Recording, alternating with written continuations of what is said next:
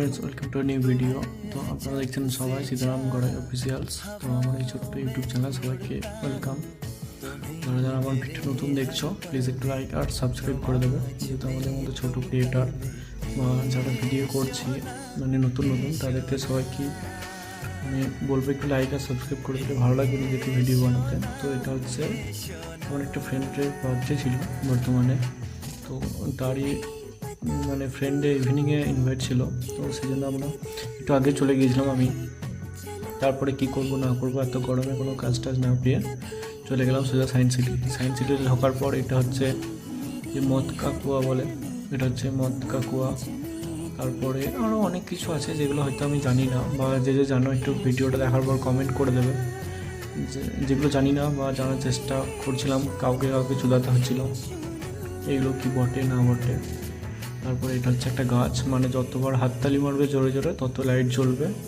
এটা যত তুমি ক্ল্যাপ করবে তত তোমার লাইটটা বেড়ে বেড়ে যাবে, আবার ক্ল্যাপ করলে নিভে যায়।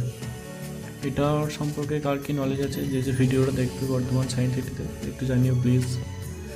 আর এরপরে হচ্ছে এটা হচ্ছে আমরা যাচ্ছি ভুলভুলাইয়ার দিকে, এরপর এন্ট্রি নেবো। এটা হলো এরপর ডিসাইড হচ্ছে কোন দিকে কি যাওয়া যায়, যেহেতু আমি একা গেছি আর ফার্স্ট টাইম গেছি, আমার কোনো আইডিয়া নেই সায়েন্স সিটির ব্যাপারে। তবে অনেক কিছু জিনিস আছে যেগুলো হয়তো ফার্স্ট টাইম দেখছি সবাই।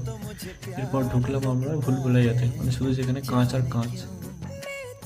তো এখানে গিয়ে কার কীরকম এক্সপিরিয়েন্স হয় জানি না, আমার তো মনে ছিল একবার পড়ে যাচ্ছি বা আর দরজা কিছু খুঁজে পাচ্ছি না। এখানে আরও দুজন যারা এসেছিলো তারাও দরজা খুঁজে পাচ্ছিল না।